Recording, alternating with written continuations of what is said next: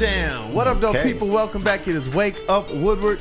Thank you guys for kicking off the day with the Woo Crew. And we got to talk about these Detroit Pistons. These 25-25 Detroit Pistons with 5 games to go before All-Star break.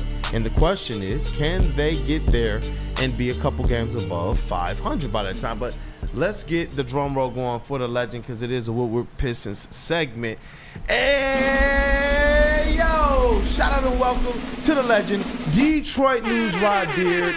What up, though, brother? You know what? Take it away with Rod's thoughts, man. And then we got to get a question to that answer.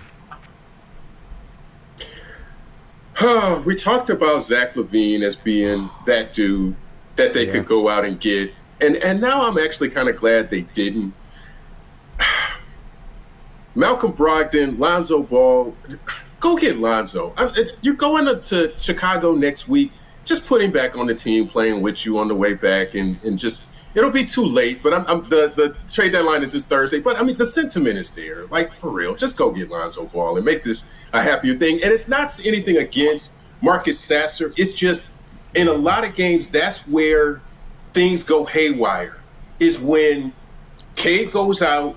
You might have Beasley out, and you're just trying to run with Tech and Sasser and Holland, and it's just a weird sort of mix. I think you can figure out something with Lonzo where, or even Brogdon, where that can be a little bit more cohesive, and you have somebody who's distributing the ball.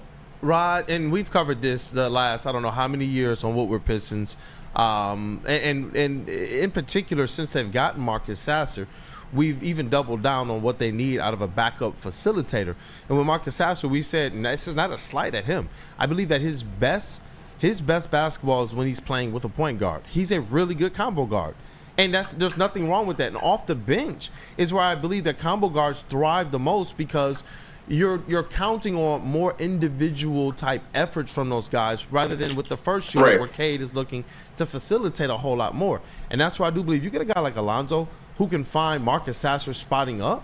I like that combination a lot better than sometimes when you see Marcus Sasser getting downhill, and it might be Fontecchio, who's not the hottest, or pick another bench player who's not necessarily on fire right now. So I would like to see another three-point shooter out there around the arc and being able to play to his strengths in space, and have Lonzo Ball kind of facilitating. And you're right, man. Just the way that the offense, they've had some stretches where they have held serve, and that's when Sasser plays his best, but it just hasn't been as consistent, man.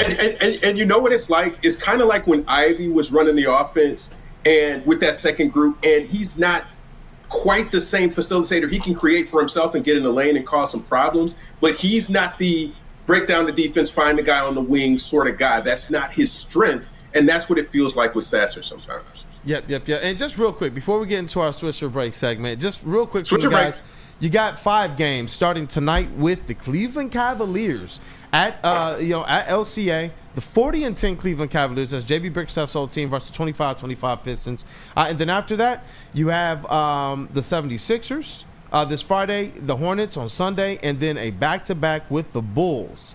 Hopefully that's with Lonzo Ball on the team as well. And Switch locker rooms, young man. And so I just asked you guys to outlook. Do you see the Pistons above 500 before the All-Star break? Yes. What about? Yeah, and my reasoning is please. I get it. There's a more than that. Obviously, they got to beat Charlotte. I see them beating Charlotte, beating Philadelphia, and splitting with Chicago. Although if they get Lonzo and Chicago continues to blow it up, maybe they might have a really skeleton crew. So yes, I think they're going to be over 500. Hey, JB Smooth, what up, though? Oh, of course. I definitely see them going over 500. As Flannel said, they're better than Charlotte. Like, come on, let's be honest. And this team is a lot better than when they started at the beginning of the season. So, just make it happen. What was the question again? Sorry. Hey, do you see the Pistons? They have 5 games. 3 of those are 2 against the Bulls, 1 against the Hornets, 1 against Philly, then tonight against Cleveland. Are they above 500 by the All-Star break? Oh yeah. Dope. And KG? You already know I'm gonna say yeah. Even if it's by a game, they will be up. What'd you say? Yeah, I said I hear you. Mike's on, but yeah, they will be. Even if it's by 1 game, they'll be above 500. And Rod Beard, to complete the layup line before we get into the game, Switch or Break. What up, though? I'm going to do an early switch. Before I even get to Switch or Break, this is a switch. Hey, let's go. Shout Pistons out, get there, man. It's exciting. But you know what? DJ KG over there in the sound booth. Yes, sir. I think it's Swish or Break time. It's time for Swish or Break. You got that graphic? Yes, JB please. Smooth? I need that. I need That that. in my graphic life. so clean. Oh.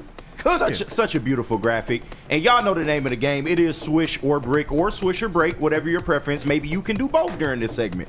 But you know it's trade deadline time, so we got to talk trade deadline stuff. And I have a couple statements here to start us off. Number one, the Pelicans, CJ McCollum, should be the target of the Pistons' #1 trade deadline target. Swish or Brick?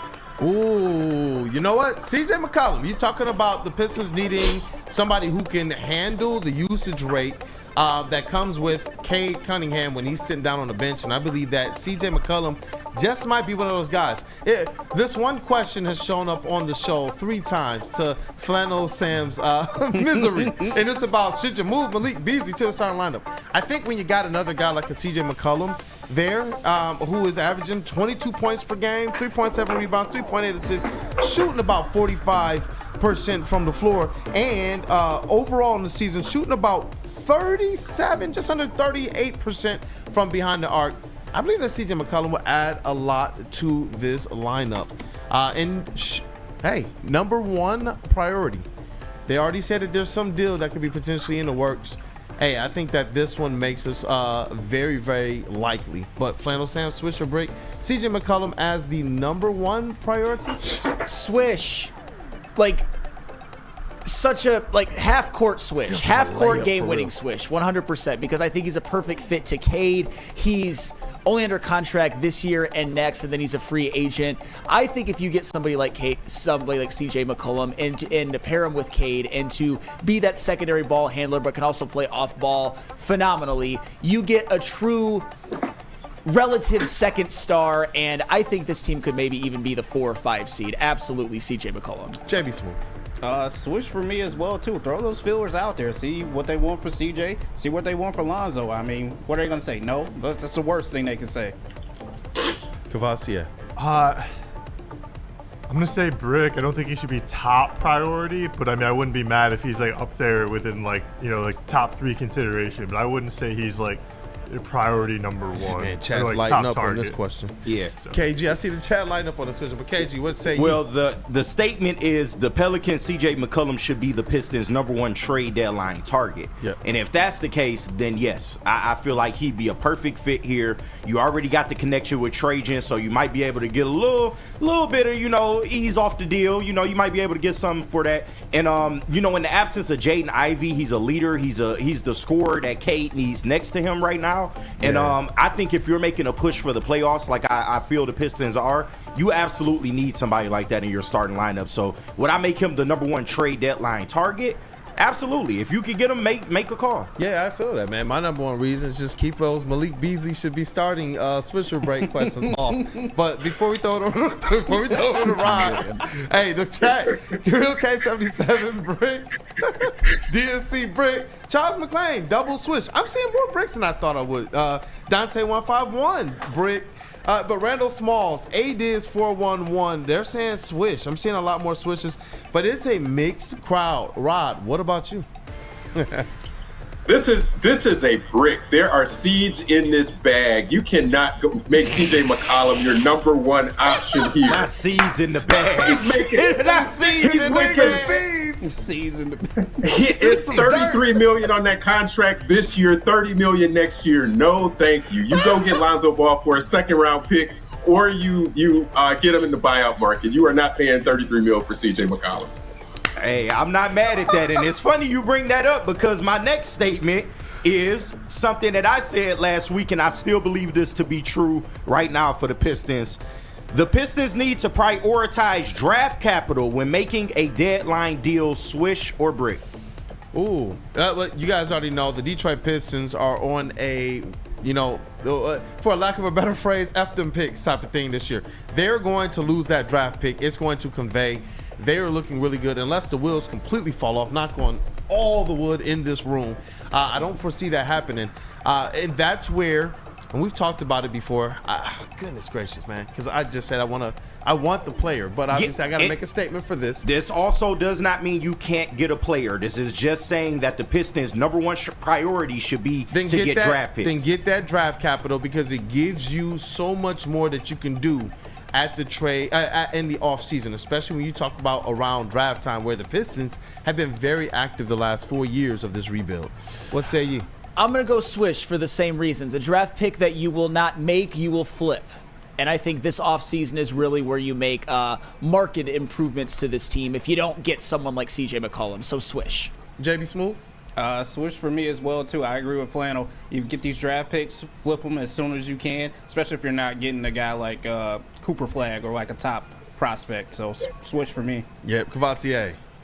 I'm going to go with Brick. I think someone like Lonzo Ball, like Rod was just saying, would be a great piece. And he's not going to cost you a ton of draft capital, but whatever pick you may add to the deadline isn't going to help you in these playoffs come April and May, which is, or the play-in game, which is where the Pistons are going to be. And I want to be competitive in those games. So I want a player who's going to help us and help take some of the pressure off Cade. Hey, so Chase's priority is a player over picks. Okay, not mad at that. Yeah, you already know I think this is a Swish. I think the big move comes in the offseason, and seeing that you're going to lose that first round pick because the Pistons are going to be an outright playoff team, you need to get whatever draft capital that you can manage at this deadline, being a facilitator, and then make that bigger move in the offseason. But this also does not mean that you don't get a player as well. I just think the big move, the big time player comes in the offseason. You need draft capital to do that. Yeah, I see Mark Covington Brick go get Bobby Portis. I wonder if that was to this question or the last one, but down to 151, I want Brandon Ingram. That's another one of our faves. We've talked about him extensively, especially going back to last trade deadline when the rumors popped up. But there's a lot of bricks in the chat to this one here, man. Charles McClain, Brick. Michael Wary, Brick. Dante 151, Brick. But Randall Smalls and a couple others, they're saying Swish. The real K77, he wants to trade capital. But what say ye, Mr. Rod Beard? Trade capital doesn't really help you as much. Yes, you lose the pick, but you don't need any more young guys on this roster. You have as much youth as you can handle. You either go and get some veterans at the deadline, or you wait till the offseason to bring in the other picks. So the other players that you need, but you don't worry about picks and anything like that. If you're doing draft capital for the future, fine, but these young guys are not going to help you. Yeah, definitely. Hey, KG, what's next? All right. Ron Holland should have made the Rising Stars game Swish or Brick. I'm surprised I thought that he'd be in there by default. Yeah, I thought so too. And what's interesting is got a chance just quickly to talk to Mr. Ron Holland Sr. Shout out to him. Cool dude, electric guy, man. He was just down there watching the press conference. Ron Holland was walking through with the belt and all of that. So it was awesome to see him be able to see his son be able to walk through with the dog pound belt. But you know what he said? He said, yeah, man, it would have been nice. But Ron Holland's whole mindset is on making the playoffs. That's it. We just want the playoffs. I do believe he should have made it. But I do understand that a lot of what people are seeing about him right now was probably over more or less the last 20 games. So even though we could see what we saw up close and personal in the flashes, the last 20 games, I believe, is where he really started to take a leap, and a lot of people, they just missed the mark on it. Sar, I think he should have been one that got in first as well. Man. But what you see Sar Thompson doing, being that complete energy changer, and being one of those guys who was ranked high coming into this draft and has continued to show marked improvement with even his outside shooting, I thought that he deserved to be there. But hey, what say ye, one Flannel Sam? I'm gonna go with Swish because Anthony Black's on the team, and I think Anthony Black stinks, and Ron Holland is at least a great defensive player, at least has shown so, at least recently. It's not saying that Ron Holland should be any Rookie of the Year conversation or anything like that. It's hard to miss the Rising Stars game, and I feel like that's kind of an insult to Ron Holland. So give me a Swish. JB Smooth, what up, though? I got to go with Swish, too. I'm looking at the competitors in the Rising Star competition as well, too. And even though I like a lot of them... Flannel's losing his crap over here right now, bro. I kind of got to agree with Flannel as well, too. Anthony Black is on one of these teams, and it's just like, why? Why? So this is switch for me. Kavasi, what up, though? Oh, it's a definite swish. I mean, I understand like Jared McCain's been playing really well, but he's out for the year. So to like put him on the list and take away the spot from someone like Ron Holland just does not make sense to me at all. This is supposed to showcase these rising stars. And I mean, if you're not able to play, how can you really be showcased in this game? So like let people who can participate play.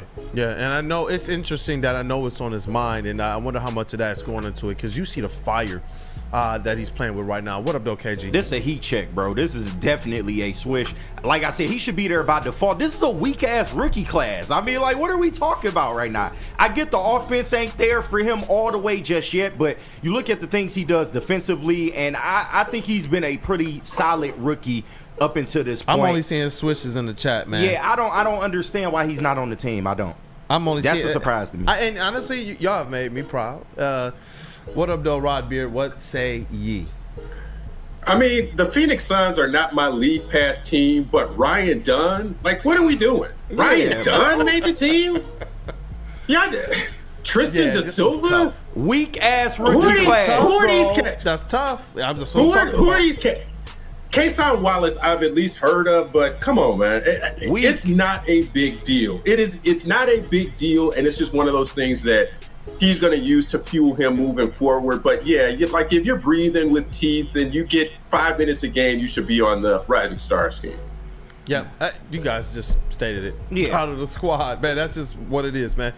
I am, man. Just because, man, covering him like from day one and everything. I remember Rod was there as well for his press conference, and it's just knowing his commitment to defense and seeing him go out there and do it, being really that guy that when he comes into the game, it doesn't matter what stars around him, on his team or the opposite team, you see a shift in the energy. You see a shift in the energy that the other teams have to play with as well. So it's like, man, to not give him this honor is just, I don't know, dog. Especially with the Pistons winning. Let me say this too. They said let the Pistons win. Let me say this too. Get the honors.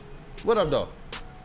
We were a day or two away from Asar not being on the Rising Stars team. Which is crazy as well. Which is how all this selection stuff goes. Yeah.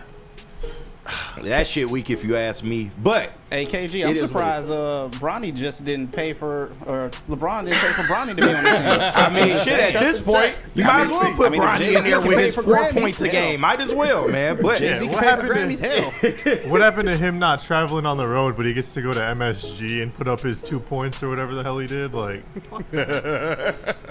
hey, man. But they're recommendations, not they're recommendations. That's all that is. Right. We got two more here. I believe this last one is really good, but we got two more. The next one, and I think this is a universal swish, but maybe not. Cade Cunningham is a top 20 player in the NBA. Swish or brick?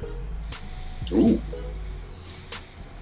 Listen, last year it was interesting. Somebody who's putting up less numbers than what Cade is right now was a top 25 player based on the numbers, and that was one DeMar DeRozan. And think about that. And this was when DeMar DeRozan was a guy that was going out there and putting up about 22, 23 points a game and put up some pretty good shooting splits, but he was not having the impact or the type of effect that Cade Cunningham was. But when you just said, well, yeah, DeMar DeRozan's coming in at 26, 25, 24, nobody shuddered. With Cade Cunningham, when you start to talk about the fact that his stats are only being replicated by two other people in the entire league, and his are better than LeBron James's, that's when you got to really look at this thing. And I do believe that Cade Cunningham, based on the numbers and based on the impact that we see he's having on the Detroit Pistons actually winning through 50 games, they're a 500 team. I don't know. I didn't hear too many people saying that was going to be the case. People said that good players, they affect winning, and we see that happening right now with Cade Cunningham. I can repeat the numbers again and again and again, but there's only 8 players who put up the stat line that he's put up, and there's only been 20 so instances before the All-Star break that this has happened. So I go to you first, Flannel Sam, top 20 NBA player, Cade Cunningham. Half-court swish for a game winner. He is, and I said this on the show earlier this week. I believe that Cade Cunningham is already the third best player in the East after Giannis and Jason Tatum, and there aren't 16 players in the West that are better than Cade Cunningham. Off the top of my head, SGA, Jokic, Luka, AD, Ant Edwards. There's probably more, but the point is there aren't that much more. And I think that Cade Cunningham is closer to 10 than he is to 20. Absolute swish. I wanted to say top 15, but I was like, you know That's what? pushing it a little bit. We'll go top 20, man. We'll let them earn the rest of those other 5 spots over the second half of the season. What up, though, JB? Oh, this is an easy switch. This is a Sports Center top 10 switch. This is a poster dunk switch. This is what Vince Carter said. It's over. Like, come on. What are we even talking about here? This is one of the best point guards in the East right now. Cavassier. I see you over there. Chase GPT. What up, though? Hey, what up, though? It's a definite switch. And, I was thinking about it. Like, I'll be bold enough to say, like, Cade is top 15 in the NBA. I already say he's the best point guard in the Eastern Conference. He's top 15 in the NBA. Go ahead and try to name 15 other players who you would actively put ahead of him. You might be able to name 9, You might be able to name a 10th, but damn sure you cannot name 15 individuals in the NBA who are better at basketball than Cade Cunningham. Yeah, and shout out Shad in the chat. This is a net don't move swish. This is absolutely a swish. And I'm more in line with what Chase said, but I'm more you can't name 20 players that are better than Cade right now. Yeah. He's doing it. He's a triple-double threat from the point guard position, night in and night out. He doesn't get enough love for what he does on the defensive end as well. Like there's a lot to Cade Cunningham, especially with the way he's improved his perimeter shooting this year. You can't name 20 players that are better than Cade Cunningham right now. You can't.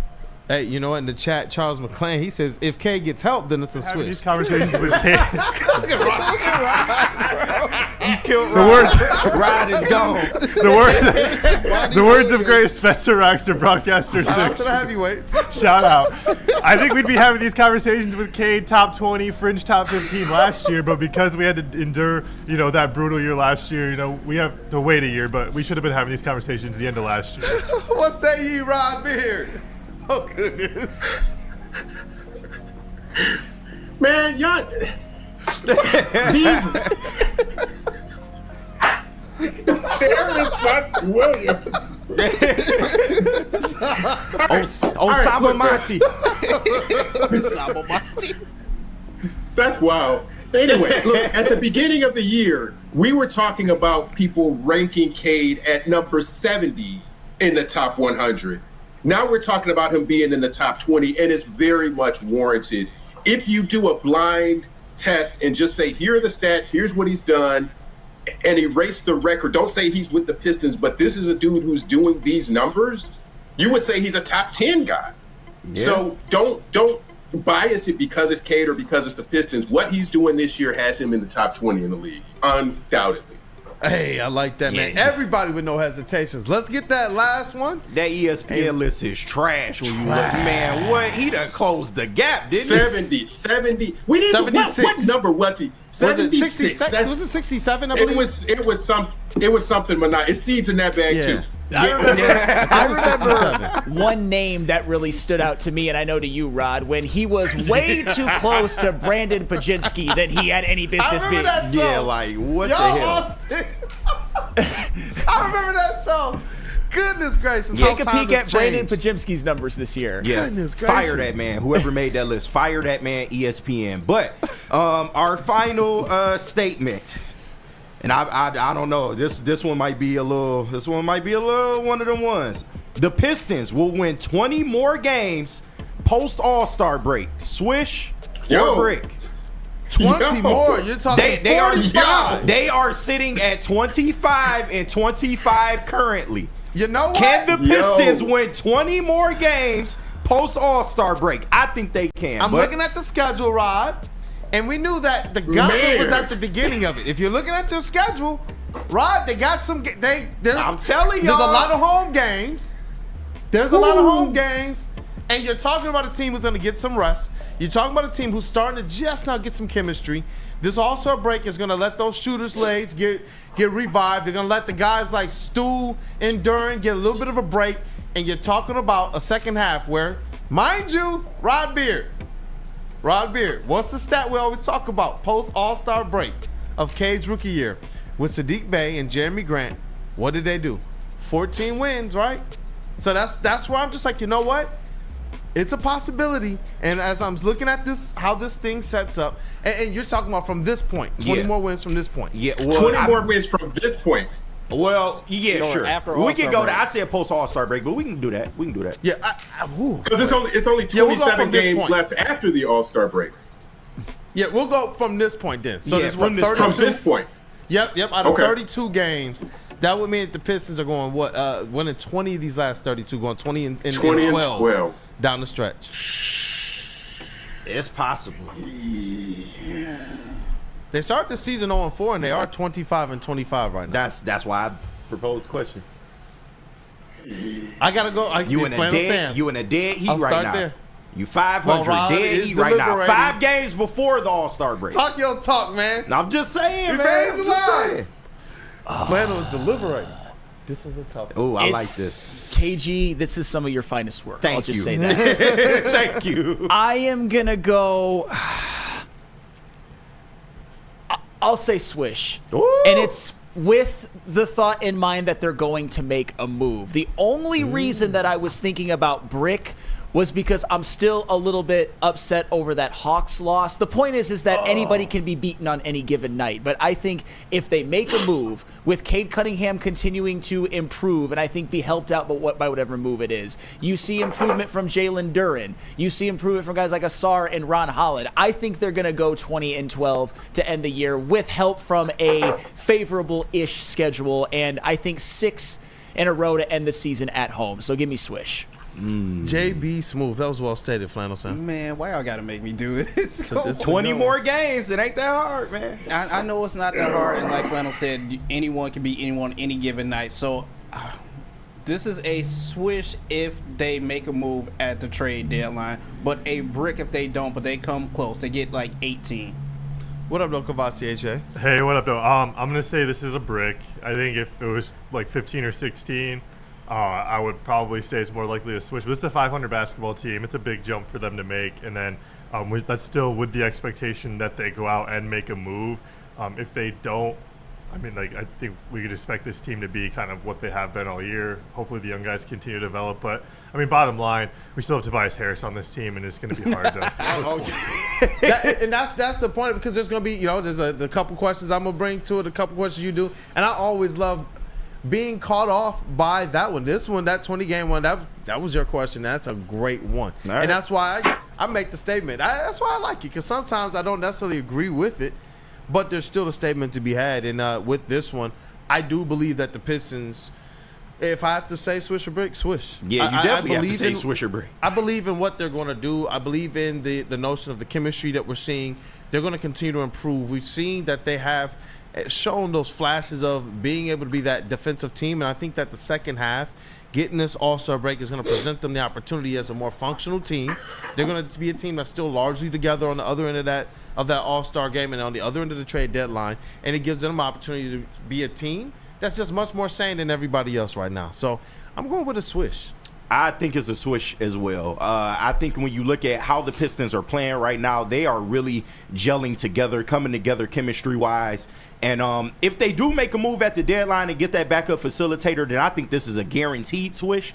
But if they go as presently constructed, I do think there's a good chance for them to do this because of how they play defense, the effort they give night in and night out. And then when you just look at the East, a lot of these teams post All-Star break are going to begin to drop off. I'm looking at the Miami Heat, the Bucks. We don't know what the hell to expect from them in the second half. It's the all dysfunction teams in the I'm East. telling you, there will be some drop-offs in the East, and I think the Pistons will be there to capitalize on a lot of those games. I think it's very, very plausible for them to win 20 more games. That's why for the last 2 months, man, that's what I've been saying. Go back and roll it. I was like, guys, I'm telling y'all, even there were teams. This was when the Pistons were 8th or 9th or 10th in the East at the time. I was like, look at the dysfunction. They're going to pass some guys. I was hoping they could be better than the Pacers. I still believe that with Jaden Ivey, they would have given themselves a much better chance to be. But this comment from the chat, before we go to Rob Beard to close up Swisher Brick, this one here has me cracking up. DNC, he said 20-12. This is one of those balls that go around the rim 17 times, and it's still going. But Rob, what say you? Shot in, shot out. I mean, who's the tequila sponsor again? Because I'm gonna need some Swisher. Some 18. You need Swisher some 1800. No seeds in this bag. I'm gonna need that in one hand. It's a whole thing. Look, I gotta go brick on this because they are who they are. I can't do it because they got OKC on the back half of this. They got Boston. Milwaukee twice to finish out the year. It's too many games that they could win, but they won't, and so many games that they should win that they won't, that I can't do 20. I can do 16 or 17, and I'd rather be wrong, because at the beginning of this season, I said they would be in the high 20s, low 30s for numbers of wins. They're going to shatter that. Yeah. So I'd rather be wrong on this and have them do well, but whatever the case, I can't do 20 more. It's almost like that adjustment you make. You know what they're capable of, but there's always something that happens. There's always the unthinkable. There's always that game that they drop. Even good teams. We see the Pistons win games against good teams, and I'm sure their fan base is like, how did we lose one to the Pistons? So it's like when you do factor that in, I can understand how it can happen. I believe where they give themselves that good start is what they do between right now and All-Star break. If they give themselves a nice streak, you're talking about some not just winnable games, but what's the phrase we've been using? Handle your business. This is your handle your business stretch of games right now. The Bulls twice and the Hornets and the dysfunctional Sixers. You got to go out there and punt all of those teams to the moon and compete like hell against the Cleveland Cavaliers tonight at LCA, man. I hope to see you guys down there. It's been nice, man. The arena's, it's got a nice little buzz to it for your 500 Pistons who are still in postseason positioning. But Rod Beard, any last words, brother, before we wrap up? No, trade deadline. Next week we'll be talking about some good news. So let's see what that looks like next week. Let's rock. JB Bickerstaff did say on the flagship 97.1 that, you know what? He was called into Trajan Langdon's office, and he was being shown all of the different options. So it's interesting, man. I can't wait. And I got, some of my sources, they told me even last week that Trajan and his crew were in the offices all night working on stuff. So the Pistons have been turning over every single stone, and I do believe that they are prepared for every single scenario. I've got that on very, very, very good confidence, and even confirmed yesterday that Trajan has been putting in some work, and his team has been doing everything they can to kind of vet every deal. Like, they have the things they like, but they're not the smartest guys in the room type. They're willing to vet, they're willing to listen, they're willing to see, and that's, to me, has been pretty cool reports to hear about this current front office, which has already gotten off to a good start here.